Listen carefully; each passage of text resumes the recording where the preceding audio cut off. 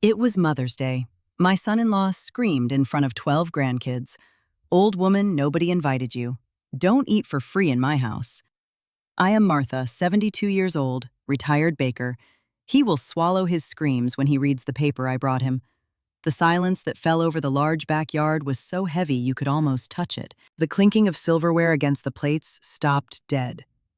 The smoke from the grill, which a second ago smelled like a party and a family gathering, suddenly felt suffocating. My 12 grandkids, from the 19-year-old down to the little 3-year-old girl playing with a piece of bread, pinned their eyes to the red brick patio. Nobody dared to breathe. My daughter, Laura, the mother of 4 of those kids and the wife of the man who had just insulted me, pressed her lips together and lowered her head, shrinking her shoulders as if the shout had been a physical blow to her own back. I stayed seated at the head of the long wooden table, a table I had bought myself over 30 years ago with the money from thousands of pies sold. I watched Frank, my son-in-law. He was standing by the grill, a can of beer in one hand and the meat tongs in the other. His chest was puffed out, his face flushed from the heat of the coals and the alcohol he'd been drinking since 10 in the morning. He looked at me with that cheap arrogance of men who need to humiliate an old woman to feel like they own something. He thought he was the king of the world right then. He thought the patience I had shown over the last decade was weakness. He thought my silences were fear.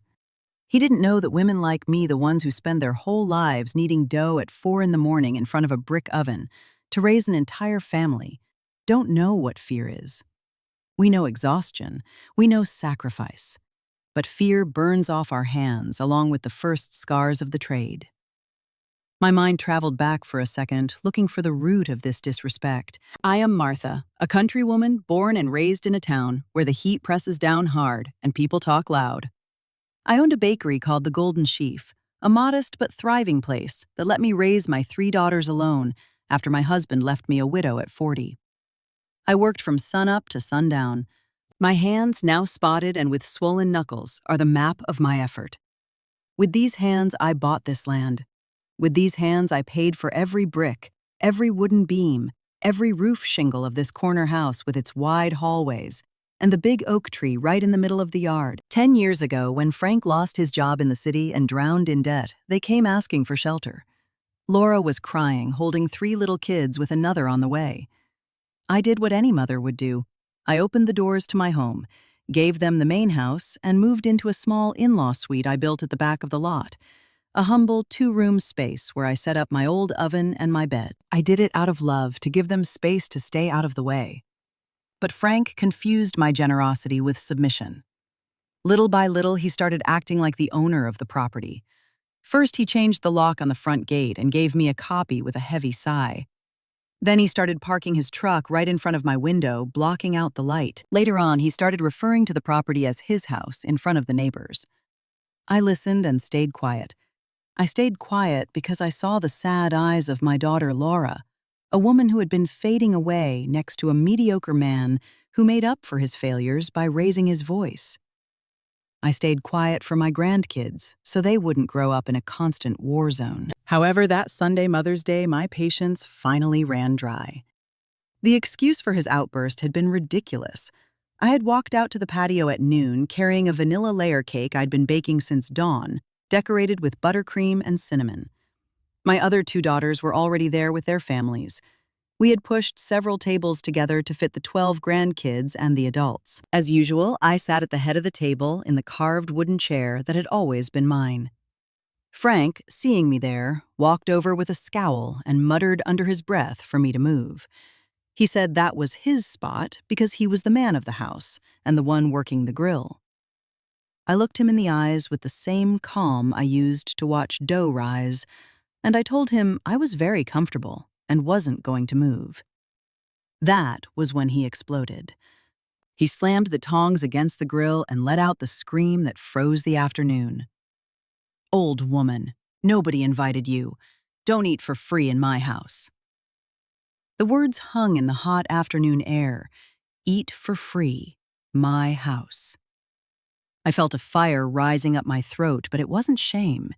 It was pure, crystal clear outrage. I looked at the scene in front of me.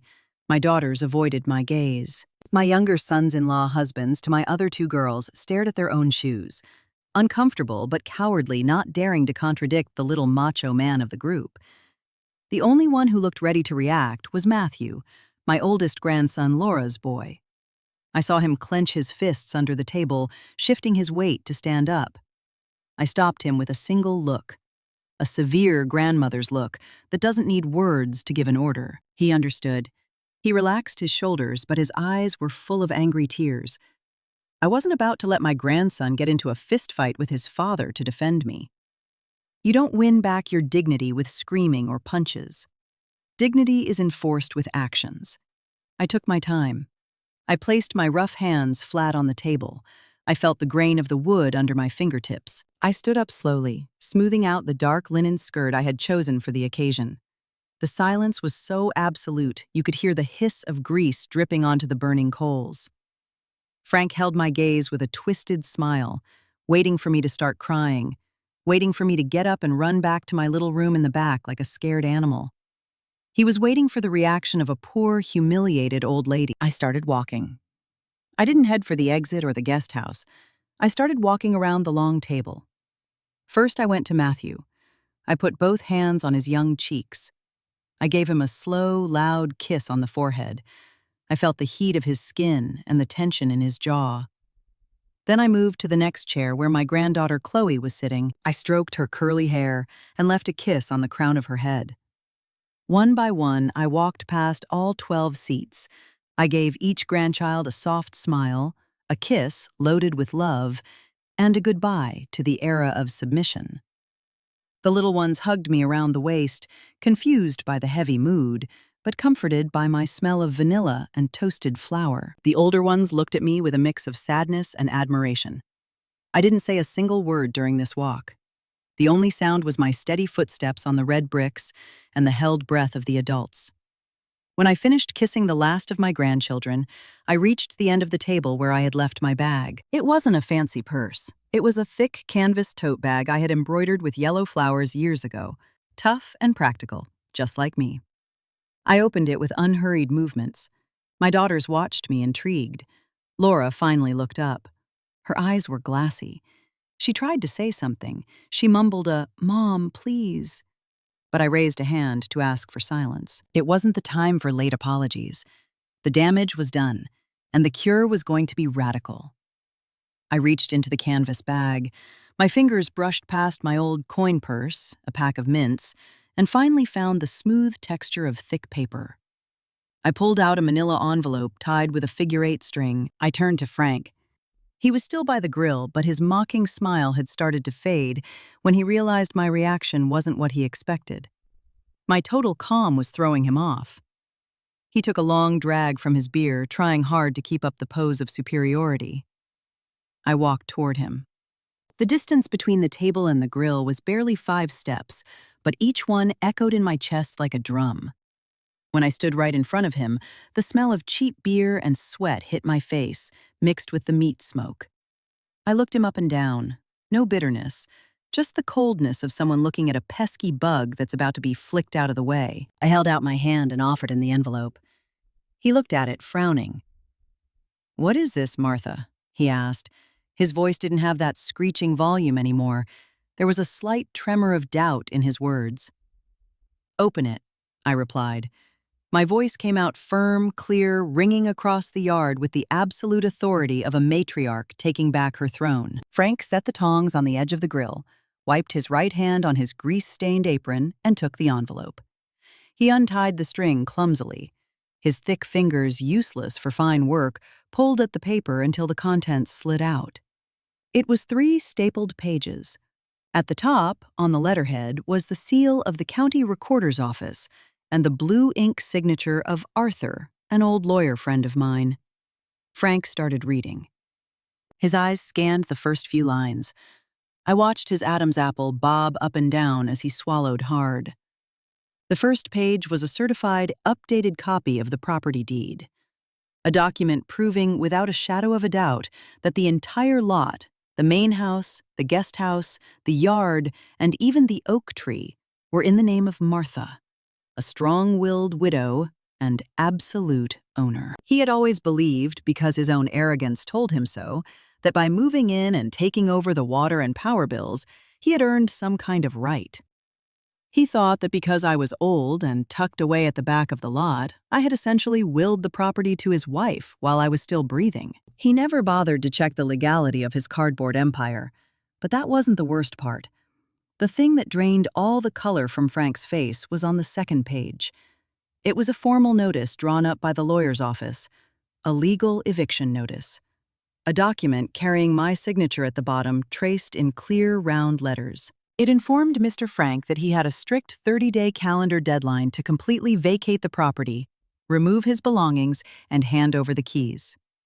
If he failed to do so, a court-ordered removal would take place, backed by the local sheriff's department. The silence in the yard turned into an electric tension. Laura stood up, terrified by her husband's sudden pale face. "What's wrong, Frank? What is that?" my daughter asked, taking a step toward us. He didn't answer her. He couldn't. His eyes were glued to the paper, rereading the eviction paragraph as if the letters were written in a foreign language. The beer can slipped from his left hand, hitting the brick floor with a metallic clatter. The golden foam spilled all over his shoes, but he didn't even flinch. I looked up at his hands.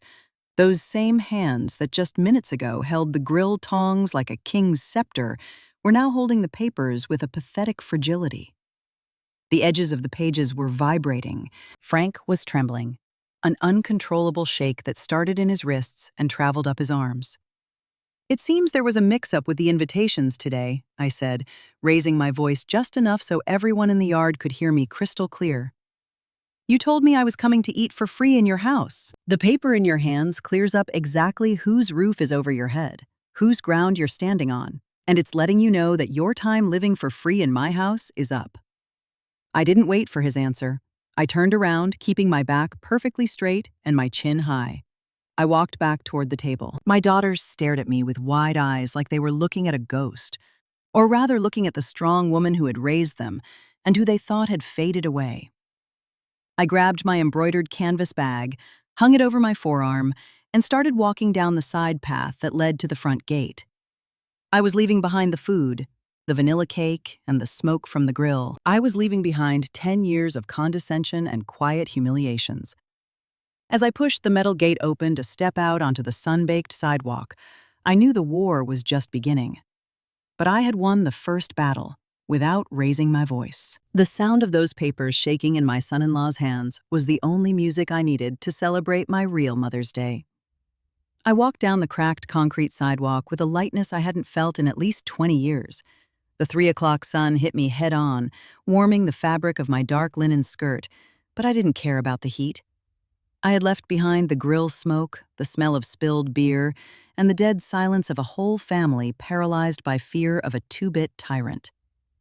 Every step I took away from my own house was paradoxically a step back toward myself. The neighborhood streets were quiet. It was Mother's Day, so most people were locked in their backyards celebrating faking happiness or putting up with their own Franks.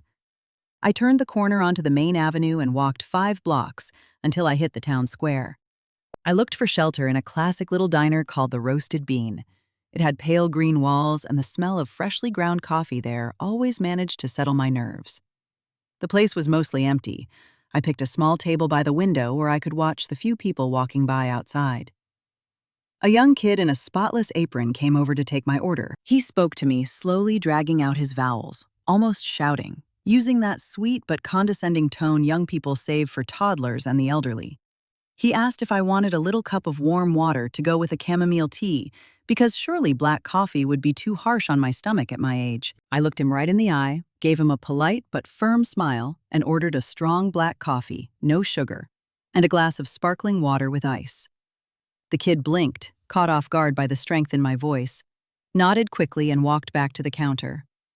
While I waited for my order, I opened my old embroidered canvas bag. I reached in and pulled out my small silver transistor radio. It was a heavy, durable thing with a dent on the left side. A souvenir from the day a 100-pound sack of flour fell on it back in '98. Despite the hit, the radio still worked perfectly. For 30 years, that little metal box was my only company during the dead, quiet, early mornings at the bakery, when the whole world was asleep and it was just me and the dough. I turned it on, clicked the volume knob to the lowest setting, and found an AM news station. The soft crackle of static and the broadcaster's deep voice brought me back to my center. That little incident with the waiter made me think about something I'd been quietly observing for years. When a woman turns 60, society throws an invisible blanket over her. We stop being people with character, with a history and intelligence, and we just become grandma. They take away our names and slap on a label. People assume our minds slow down at the exact same rate as our knees. They think white hair is a symptom of being naive. They assume if we walk slowly, it's because we don't know where we're going. Frank made exactly that mistake. For a whole decade, he saw me sitting in my rocking chair outside the guest house, knitting every now and then, or reading the paper. And he figured I was just another piece of furniture. He thought my silence in the face of his insults was a lack of spine. He never understood that women who build businesses out of thin air, who raise daughters alone, and who know the exact weight of every single dime that enters their home, don't stay quiet out of stupidity. We stay quiet because we are calculating. We stay quiet because we know that patience is the sharpest tool in the shed. My invisibility was my best armor, and his arrogance was his own worst trap. The waiter came back with my black coffee. The dark steam rose in little spirals. I took a sip. The bitter taste woke up all my senses. It was time to organize my assets.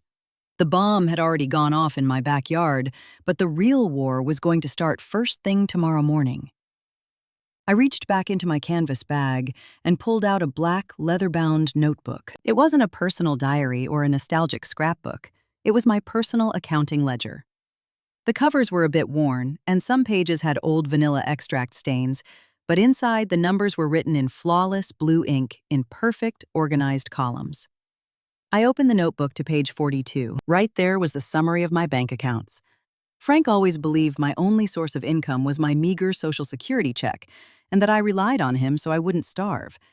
It never once crossed his mind to wonder what I did with the money from selling off the industrial equipment, the rotary ovens and the commercial mixers, when I closed down the Golden Sheaf 5 years ago.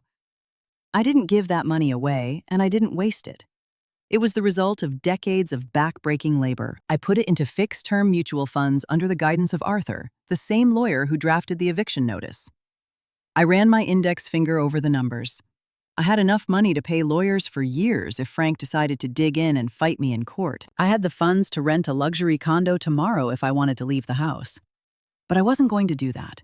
I paid for that house brick by brick, kneading dough at 3 in the morning, with hands covered in blisters from oven burns. I wasn't going to hand over a single inch of my sweat to a man who felt big by stepping on everyone else. I wrote down my next steps on a blank page in my black notebook. The eviction was a legal process that took 30 days, but I wasn't going to sit around in my back room waiting for him to pack his bags out of the goodness of his heart. I knew men like my son-in-law perfectly, men with fragile egos and loud voices. His first reaction to reading that paper was definitely denial.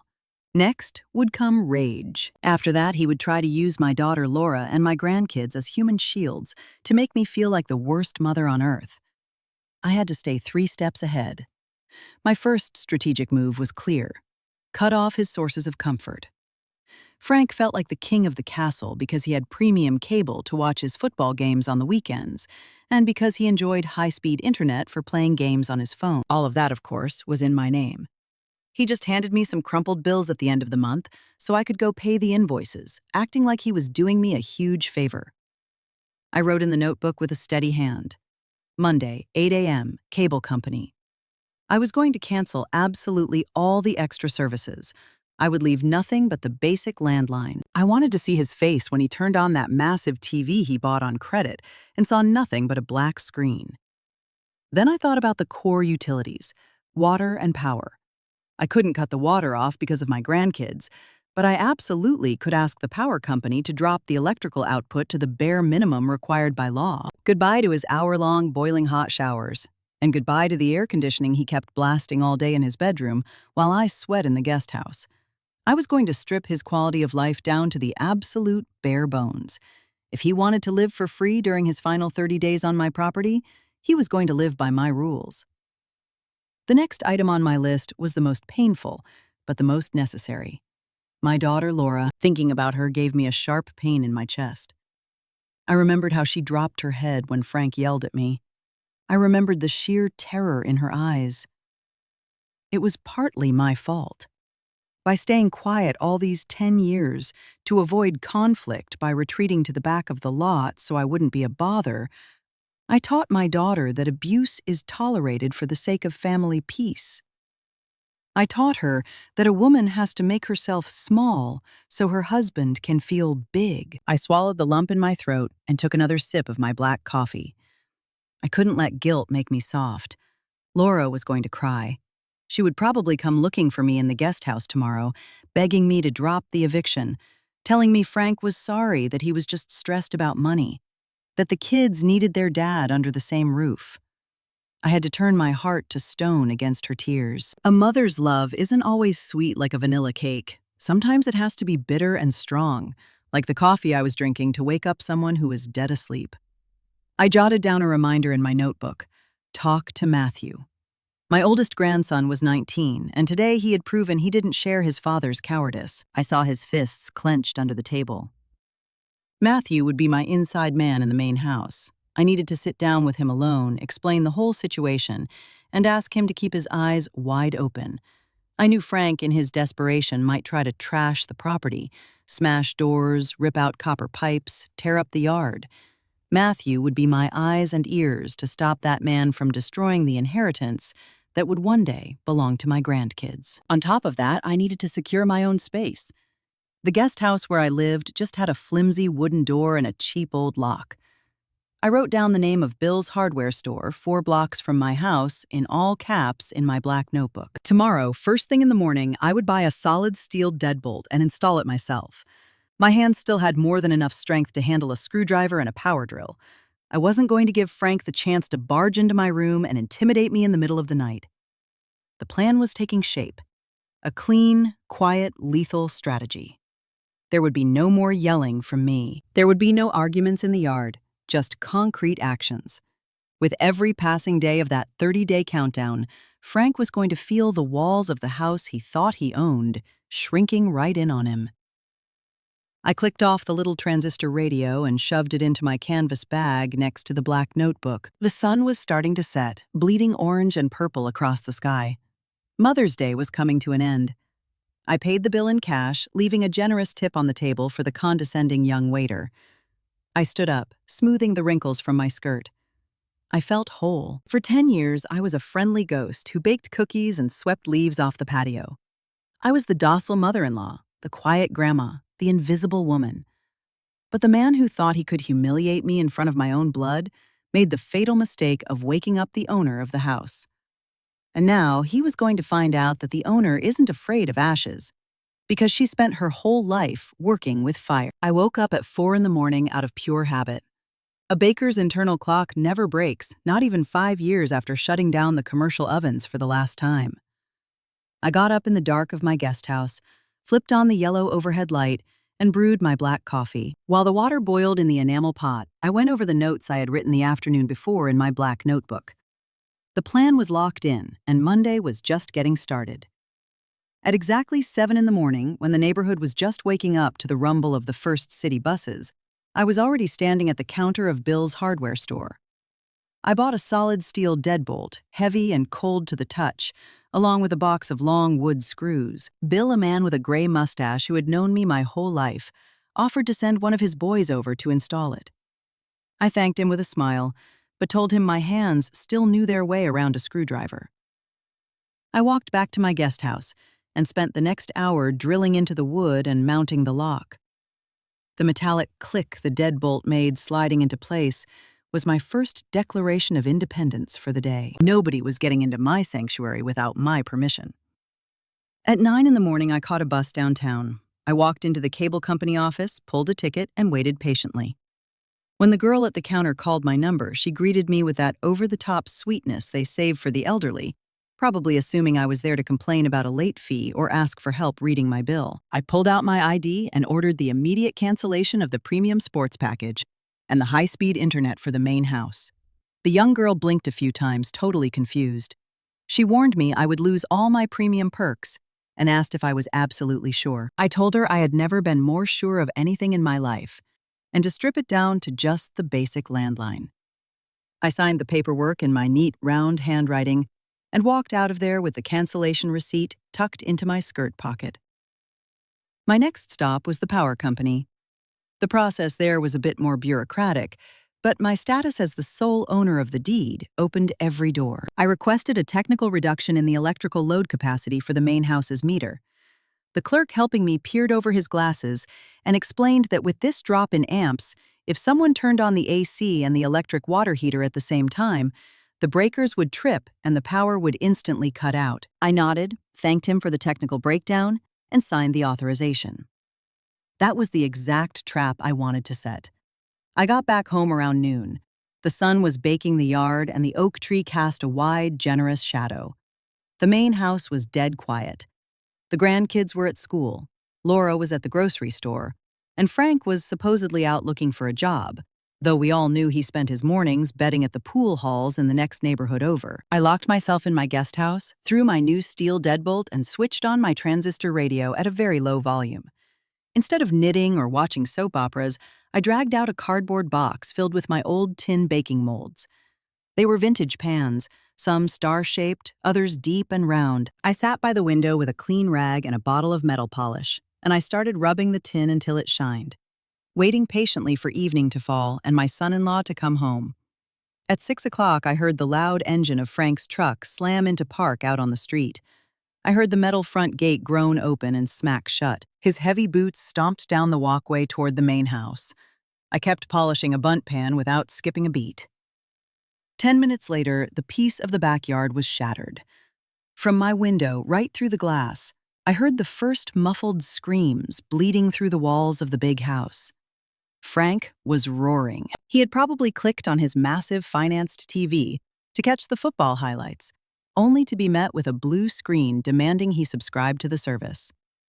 Then I imagine he tried hooking his phone up to the Wi-Fi to play his games, only to realize the network had vanished into thin air. But he didn't storm out to the yard to confront me. The memory of that notarized eviction notice I handed him on Mother's Day was still burning a hole in his hands. He knew that one wrong move, one direct insult thrown my way, and I could call the cops to speed up his removal for harassment. So he took his rage out on the furniture. I heard a door slam hard enough to shake the frames. But the real test came an hour later. The night heat was starting to feel thick and sticky. Frank, sticking to his routine as a man demanding luxuries he didn't pay for, cranked up the AC in his bedroom. A few minutes later, he surely decided to take a boiling hot shower to melt away his so-called stress. Suddenly, a heavy thud echoed from the exterior wall of the main house. The main breaker had tripped. The lights in the big house died instantly, plunging Frank, Laura, and my grandkids into total darkness. My guest house, which ran on an independent circuit and drew almost zero power, stayed perfectly lit. My little desk fan kept spinning, and my transistor radio kept humming an old jazz tune. I smiled to myself. The execution of my plan was working with the pinpoint accuracy of a perfectly measured baking recipe. At 8 o'clock, I heard a soft, shaky knock on my door. It wasn't Frank's arrogant pounding. It was my daughter's knuckles. I slid back the steel deadbolt and opened the door. Laura stood there, washed in the yellow light from my porch. Her eyes were swollen, her shoulders slumped, and her hands were nervously twisted over her stomach. She looked 10 years older than she actually was. I asked her to come in and offered her the only wooden chair I had next to my bed. I stayed standing, leaning against the small table where I kept my black notebook. "Mom, please," Laura started, her voice cracking. "Frank is furious. He says you called to cut the internet and the cable, and now the power can't hold up. The breakers trip if we turn on the AC. The kids are scared in the dark." I looked at her with all the love a mother can feel, but also with the iron will of someone who knows that to heal an infected wound, you have to scrub deep, even if it hurts. "The kids can go out to the yard to catch a breeze, just like you did when you were little, Laura," I answered in a calm tone, never raising my voice. "They can read a book with the hall light on, as long as they turn off the heavy appliances." What I will not do is keep funding the luxuries of a man who disrespects me at my own table." Laura covered her face with her hands and sobbed. I knew she was using my grandkids as a shield, repeating the manipulative script Frank had pumped into her head just minutes before. "Are you really going to throw us out on the street in 29 days, Mom?" she asked, looking up at me with begging eyes. "He's the father of your grandchildren. Where are we supposed to go? We don't have money for rent." I walked over and put a hand on her shoulder. I could feel the knots in her muscles right through her blouse. "You and my grandchildren will never lack a roof. This house is as much yours as it is mine," I told her, measuring every single word. "But Frank's time here is over. He has 29 days to pack up his ego and figure out where to drop dead. If you decide to pack your bags and follow him to keep staring at the floor for the rest of your life, that is your choice. That will be your cross to bear, not mine."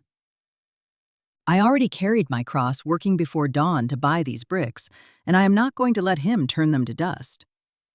Laura didn't know what to say. She was so used to caving to her husband's yelling that my ruthless calm totally disarmed her. She cried a while longer in my room. I offered her a glass of sparkling water, which she drank in silence. When she pulled herself together, she stood up, gave me a cold kiss on the cheek, and walked back out into the dark of the main house. It hurt to see her leave like that, beaten down by her own fear, but I knew it was a necessary step. You don't cure the poison of submission with warm hugs. The next day, Tuesday afternoon, I got a very different kind of visit. Matthew, my oldest grandson, walked across the patio while his dad was out. He saw the new steel deadbolt on my door and gave a half smile. I waved him inside. I pulled a leftover slice of Sunday's vanilla cake from the mini fridge in my room. I served it to him on a white china plate, and we sat down to talk. Matthew was 19, but life in that house had forced him to grow up fast. He had smart eyes and big hands, a lot like my late husband. I laid out the legal situation for him with no sugarcoating. I didn't insult his father, I didn't use cheap shots. I just gave him the facts. The deed, the notarized eviction notice, and the 30-day deadline. Matthew ate his cake in silence, nodding at every sentence. Yesterday, he kicked a chair in the kitchen when the power went out, Matthew confessed, lowering his voice on instinct. He said that before he gets out of here, he's going to rip the copper pipes out of the walls and smash the windows. He said if the house isn't his, he's going to leave it in ruins for you. The threat didn't shock me. Cowards always attack objects when they can't break people. I took a sip of my black coffee and looked my grandson straight in the eye. "That is exactly why I need you to be my eyes and ears in that house, Matthew," I asked, placing my wrinkled hand over his.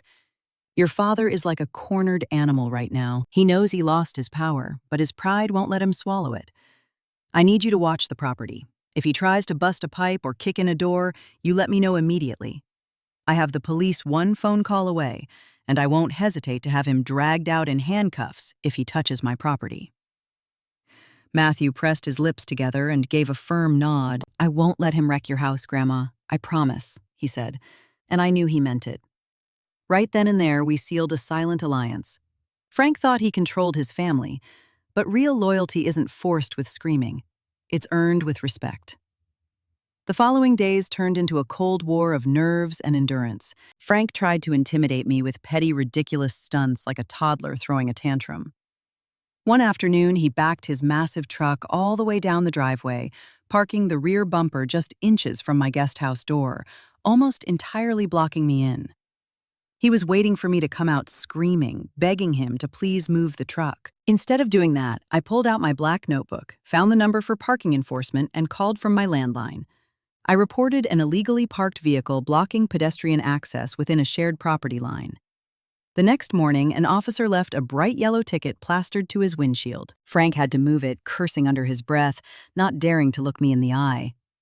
Another Saturday morning, he tried to get under my skin by blasting his truck's stereo, playing music at a deafening volume right outside my window.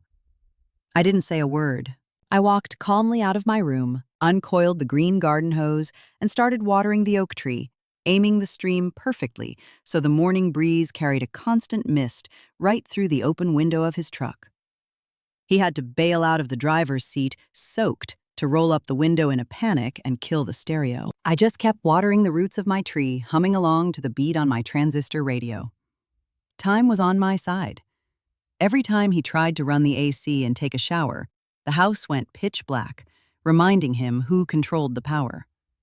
Every time he wanted to watch a football game, the dead screen forced him to stare at his own reality. His comforts were vanishing one by one, and the space he thought was his kingdom was shrinking around him like a noose pulling tight. The month marched on relentlessly. His arrogance was crumbling without me having to raise my voice a single time.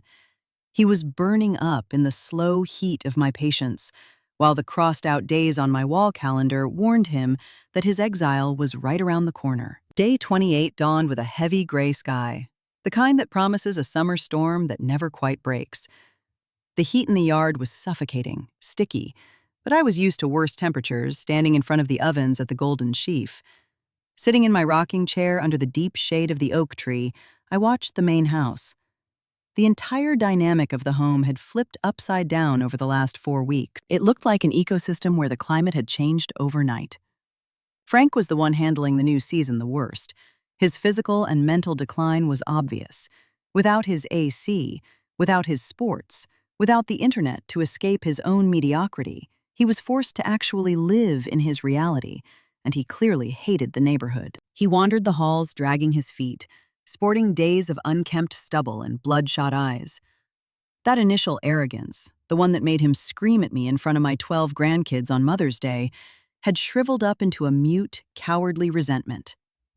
He had tried a couple more dirty tricks during those days, like leaving the faucets running to waste water, or kicking trash over near my door. But Matthew, keeping his promise, shut the valves off immediately and swept up the trash before I even had to get out of my chair. My oldest grandson had become a silent retaining wall between his father's tantrums and my peace. That Thursday afternoon, the living room clock hit 5 when the tension finally reached its boiling point. I was in my room cleaning my old tin molds and listening to a jazz program on my silver transistor radio. Suddenly, a metallic crash rattled my window panes. I snapped the radio off. The sound came from the patio. I looked out and saw Frank kicking a wrought iron chair against the brick wall. He had a half-zipped black duffel bag in one hand, and with the other he was pointing at my daughter Laura, who was crying by the kitchen door. "I told you to pack up the kids, Laura," Frank roared, his voice raspy with rage. "I am not staying one more minute in this pigsty waiting for your mother to call the cops on me. We are all leaving right now." Laura shook her head, trembling from head to toe. My youngest grandkids watched the whole scene from the living room window, eyes wide with terror. "Frank, please, we have nowhere to go," my daughter begged, wringing her hands. "The kids are in the middle of the school year. You can't ask me to drag them out onto the street. Talk to my mom, apologize to her. I'm sure she—" "I am not apologizing to that old hag," he cut her off, taking a threatening step toward her. "You are my wife, and your job is to follow me. If you don't come with me, I swear to God, you'll never see another dime from me, and we'll see how you feed these brats." It was time. The oven timer had gone off, and the dough was ready for the final fire. I slid back my solid steel deadbolt. I walked out to the patio with slow, steady steps, smoothing my linen skirt. I wasn't empty-handed. Tucked under my left arm was my old black notebook and a vintage metal box, a rectangular tin that used to hold Danish butter cookies, but which I had used for years as a private safe for my most sensitive finances. Hearing my footsteps on the red bricks, Frank spun around. His eyes dripped with hate, but also a deep terror that he tried to cover up with volume. "Here comes the queen of the castle," he yelled, throwing his arms wide in a pathetic theatrical gesture. "Go ahead, Martha, call your cops. I'm already leaving. But I'm taking my family because they belong to me, not you." I stopped 6 feet away from him. I didn't look at his duffel bag or his red face. I looked at Laura. My daughter had a broken look in her eyes, caught between the fear of being abandoned and the sheer panic of following a man who would drag her straight to the bottom of the abyss. "Laura," I said, my voice soft, almost like I was talking to the 10-year-old girl she used to be. "Go inside, take the kids to their room, and shut the door." "Nobody moves," Frank bellowed, grabbing Laura roughly by the arm. Before I could even take a step to intervene, a tall, broad shadow stepped between them. It was Matthew. My grandson didn't say a single word. He just clamped his hand around his father's wrist with brutal force, his knuckles turning white from the pressure, and forced him to let go of his mother. Frank looked at him, stunned by the boy's strength. Matthew shoved him back slightly, drawing an invisible line on the concrete. "Mom, listen to Grandma. Go inside," Matthew ordered. His voice didn't shake. It was the voice of a man who had just decided that the cycle of abuse in his home was ending today. Laura, sobbing, nodded and ran back inside the main house, pulling the little ones away from the crossfire. The three of us were left standing in the yard, Frank breathing hard, Matthew with his fists locked at his sides, and me holding my black notebook and my cookie tin. Frank let out a bitter laugh, adjusting the collar of his shirt. "Real nice. The old lady turned the son against the father." "You're a snake, Martha. But I don't care. I'm out of here. I'm taking my truck and you all can figure out how to rot in this old house without a man to provide for you." He walked over to the duffel bag he had dropped on the ground, ready to stomp out, making as much noise as humanly possible, playing the victim of a terrible injustice. He thought his exit was going to be his final act of power, the ultimate threat. "Not so fast, Frank," I said, popping the metal tin open with a soft click. He stopped dead in his tracks and looked over his shoulder, frowning. "The eviction deadline is up in 2 days," I continued, setting the tin down on the wooden patio table, the exact same table where he had humiliated me weeks ago. "And you are absolutely right. It is time for you to go. But before you walk through that gate and hop in your truck, we have some unfinished business to settle. You talk a big game about providing for this family, but I think your memory, just like your manhood, is pretty defective." I pulled a thick stack of rectangular slips from the cookie tin. They were tightly bound with a rubber band. I dropped them onto the wooden boards. The flat smack of the paper hitting the table seemed to echo across the whole yard. "What kind of garbage is this now?" Frank asked, taking a hesitant step closer. "Step up and read them. You know how to read, right? You proved that well enough on Mother's Day." Frank hesitated, but fear and curiosity won out over his pride. He walked up to the table and stared at the papers. His face, which had been beet red with fury just seconds ago, drained of all color in an instant. His jaw dropped slightly. They were promissory notes. IOU documents, 25 in total to be exact. "You always thought I spent my afternoons knitting and listening to soap operas on my radio. You thought I was just a clueless widow," I said, opening my black notebook to the page detailing his financial disasters. "Over the last 5 years, you borrowed money from loan sharks, downtown, the local credit union, and even the auto parts suppliers for your truck. Money you blew on gambling, booze, and faking a life you couldn't afford." He tried to speak, but the words choked in his throat. His eyes darted from one promissory note to the next, recognizing his own sloppy blue signature on every single one of them. "What you didn't know," I continued, savoring every single syllable with the slowness of melting sugar, "is that the loan sharks in this town aren't known for their patience. When you stopped paying them, they came looking for you at this house. I met them at the door while you were sleeping off your hangovers, and since I didn't want them breaking your legs in front of my grandkids or repossessing the few things of value left in this house, I cut a deal with them through my lawyer, Arthur. I bought your debt. I paid off every last dime in cold, hard cash with my bakery money. I am your only creditor, Frank." I picked up the note sitting right on top of the stack. It had the biggest number of all. "This one right here in particular is the loan you took out putting your beloved truck up as collateral 3 years ago. That vehicle you're planning to escape in today legally belongs to me. If you add up all these papers, you owe me a number you couldn't pay off if you worked 3 lifetimes as a dishwasher." The silence that fell over the yard was absolute. The only sound was a fly buzzing near the cold grill and my son-in-law's jagged breathing. Matthew was staring at me wide-eyed, blown away by the level of preparation his grandmother had kept totally secret for half a decade. Frank swallowed hard. His hands, the same ones that had been jerking my daughter around minutes ago, were shaking so badly he had to brace them against the edge of the table just to stay standing. The illusion of his dominance had just shattered into a million pieces on the concrete floor. "Martha, We can work something out, he stammered. His voice wasn't a roar anymore.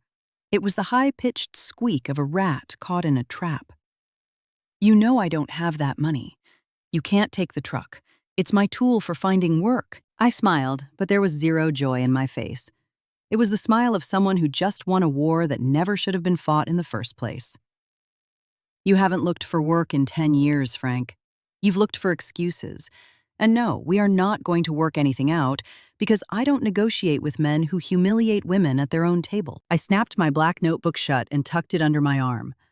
I looked my son-in-law dead in the eyes without blinking. He looked away almost instantly, completely unable to hold the crushing weight of his own shame. I'm going to give you exactly one option, I ruled with the cold tone of a judge reading a sentence. You are going to pick up that black bag, you are going to walk to the gate, you are going to put the keys to the truck and the keys to this house on this table, and you are going to walk out onto the street. You will never set foot on this sidewalk again. You will never raise your voice at my daughter again, and you will never demand another thing. In exchange, I will lock these notes back in my cookie tin. I won't go to a judge to garnish your non-existent wages, and I won't send you to jail for fraud. Consider the truck as payment for the 10 years of free rent, water, and power you sucked dry under my roof. Frank froze, his eyes locked on the Danish cookie tin and the stack of papers that represented his absolute ruin. The air in the yard had gotten so thick it was hard to breathe, but to me it was the purest oxygen I had tasted in 10 years. I watched my son-in-law's chest heave up and down rapidly. He searched my eyes for any trace of doubt, any crack where he could wedge his cheap manipulation, the same trick he had used on my daughter for so long. But in my eyes, all he found was the solid density of a brick oven wall, the kind built to take direct fire without flinching. Slowly, as if his arms weighed 100 pounds each, Frank reached his right hand into his denim pocket. He pulled out a clump of keys. The metal jingled in the afternoon silence with a sharp, defeated sound. His thick, shaky fingers separated the truck key and the front door key. He dropped them onto the carved wooden table. The impact sounded like a final gavel strike. He didn't say a single word. There was no more screaming, no more insults, no more threats about smashing pipes. His ego, that bloated monster he used to terrorize my family, had just been deflated by the sharp edge of a notarized piece of paper. He picked his black duffel bag up off the ground, dragging his feet like an old man, and started walking down the side path toward the street. Matthew and I watched him in total silence. His footsteps echoed hollow against the concrete. When he reached the metal gate, he pulled it open, stepped out onto the sidewalk, and shut it behind him. The clank of the latch hitting the frame was the perfect period at the end of a 10-year sentence of cowardice. Right at that exact second, the gray sky that had been threatening us all afternoon finally broke open. A heavy, cold, torrential rain began pouring down on the patio, washing the red bricks, soaking the leaves of the oak tree, and scrubbing away any trace of the suffocating heat that man's presence had left behind. Matthew let out a long, deep sigh, like he had been holding his breath since Mother's Day. He turned to me, looked down at the table, picked up the truck keys and placed them in my hand. Then, without a word, he wrapped me in a tight hug. I felt the strength of his young arms, the unbreakable loyalty of a boy who had chosen respect over poisoned blood.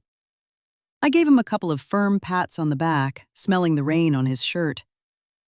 "It's over, my boy," I whispered to him. "The storm is outside now, not inside." I gathered my promissory notes, packed them away in the old metal tin, and tucked it under my arm next to my black notebook. We walked together toward the main house. When we opened the living room door, the mood was incredibly grim. The curtains were drawn and the lights were dead because of the electrical limits I had installed myself. Laura was sitting on the worn-out couch, clutching my youngest granddaughter, while the other two kids stared at her with wide eyes from the rug. Laura's face was drenched in tears. She was waiting to hear Frank's booming voice ordering them out onto the street. I walked over to her slowly, set my things on the coffee table, and sat down next to her. I stroked her hair, pushing a damp curl off her forehead. "He's gone, Laura," I told her, my voice soft but steady. "He left the keys. He isn't coming back. My daughter looked at me with a mix of terror and pure relief. The terror of a broken routine and the relief of sudden freedom. She collapsed onto my shoulder, sobbing with a force that shook her entire chest. She cried for the lost years, for the insults swallowed in silence, for the fear of being alone, and for the shame of letting a mediocre man dim her light. I held her tight, resting my chin on her head, letting the rain pour outside while she washed herself clean on the inside. "Cry everything you need to cry today, my sweet girl," I whispered in her ear. "Empty your whole chest. But listen to me carefully. Starting tomorrow, not one single tear will ever be shed in this house over a man who doesn't know the value of the women standing next to him. Starting tomorrow, we rebuild." And we did. The transformation of our reality didn't happen by magic, but it had the steady, healing rhythm of dough rising at the exact right temperature. First thing the next morning, I went down to the power company and the cable office. I restored the meter's full capacity and hooked the internet back up. But this time, the rules were mine. I gathered Laura and Matthew in the kitchen and made it crystal clear that this house was going to run on shared responsibility. Laura was terrified. She hadn't worked outside the house in 15 years, and she had no idea how she was going to feed her kids without the financial shadow Frank pretended to cast. That same afternoon, I went to my guest house, boxed up my old vintage tin molds, and hauled them into the main kitchen. I slammed them down on the big granite counter and clicked on my silver radio, tuning it to an upbeat jazz station. "Roll up your sleeves, Laura," I ordered, tossing her a white apron. "Fear doesn't pay the bills, but work does, and you have my blood in your veins. The women in this family know how to spin flour dust into gold." I started teaching her the secrets that built the golden sheaf. I taught her how to feel the dough's temperature just with her fingertips, how to measure yeast with her eyes closed, and how to understand that patience is the most expensive ingredient in any recipe. At first, her hands shook, and she burned a couple of trays of cookies. But as the weeks went by, I watched the tension melt right out of her shoulders. Kneading became her therapy. Slamming the dough against the granite counter was her way of beating out all that built-up frustration. And watching the bread rise in the oven handed her back the confidence to create good things. We started selling cakes and artisan breads to the neighbors, and eventually to a couple of diners downtown. The smell of vanilla, cinnamon, and browned butter permanently wiped out the stale stench of cheap beer and confinement Frank had left baked into the walls. A month after my son-in-law hit the road, I bought a brand new notebook, one with thick red covers. I handed it to Laura one night after dinner, along with a black ink pen. "This one is yours," I told her, tapping the blank pages. "You are going to write down every penny that comes in and every penny that goes out from your sales. A woman's self-worth, Laura, starts with knowing exactly what her labor costs and never relying on anyone else's pocket to feed her children. Never again hand the steering wheel of your life over to someone who isn't capable of respecting you while you're standing tall." Laura took the notebook with both hands. Her eyes didn't have that dull, sad look of a broken woman anymore. There was a new spark in her, a drive that reminded me of myself when I was widowed at 40. She thanked me with a real, genuine smile and started drawing out her very first accounting columns. Matthew, for his part, proved to be a real stand-up man. I tossed him the keys to Frank's truck. I didn't hand it over as some unearned gift, but as a working tool. I made it mandatory that he use the vehicle to run his mother's bakery deliveries morning and night. He landed a job hauling materials for Bill's hardware store. Watching him pull out of the driveway, driving carefully and waving at me through the glass, filled my chest with massive pride. He had snapped the chain of his father's cowardly machismo. The news of what went down with Frank spread through the family like wildfire, though I never once bothered to explain myself.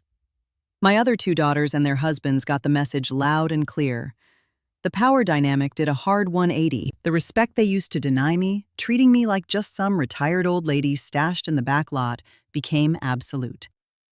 My other sons-in-law, the same ones who had stared at their shoes while Frank screamed at me on Mother's Day, now showed up at my house with an attitude of almost comical reverence. Whenever we had family get-togethers, they brought the absolute best cuts of meat without anyone asking.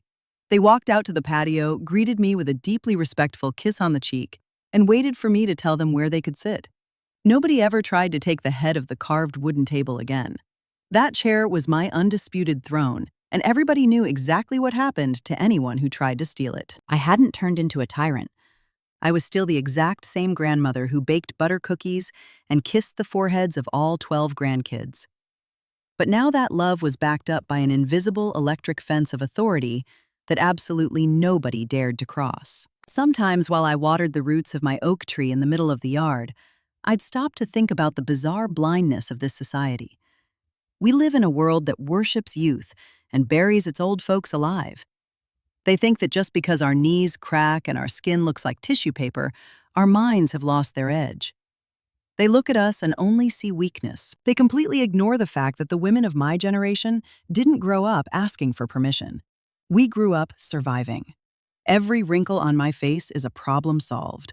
Every age spot on my hands is a crisis beaten. We learned how to manage dirt-poor poverty and turn it into real estate. We learned how to swallow our pain raw so our kids could drink clean water. Frank's fatal mistake, and the mistake of so many guys just like him, was confusing the quiet of old age with the surrender of defeat. My silence was never a white flag. It was my war room. Today is Sunday. It's been 6 months since that Mother's Day. The midday sun warms the backyard with a kind golden light. The grill is smoking again, but this time it smells like a real family. It smells like peace. My 12 grandkids are running around the yard playing hide-and-seek around the back guest house, which I now use exclusively as my private reading and resting room because my main spot is right back in the beating heart of my home. Laura is in the kitchen pulling a massive chocolate cake out of the oven using my vintage tin molds. You can hear her laughing, a loud, totally free laugh that infects everyone around her. Matthew and my other sons-in-law are running the grill, joking around with each other, without raising their voices any higher than they need to. I hang my embroidered canvas bag on the back of my wooden chair right at the head of the long table. I pull out my silver transistor radio, set it on the checkered tablecloth, and dial the volume knob so a soft jazz tune weaves through the clinking of the plates and silverware. I sit down slowly, smoothing out the fabric of my floral dress. I look at my handiwork. I'm not just talking about the brick house or the shingled roof or the corner lot. I'm talking about my family.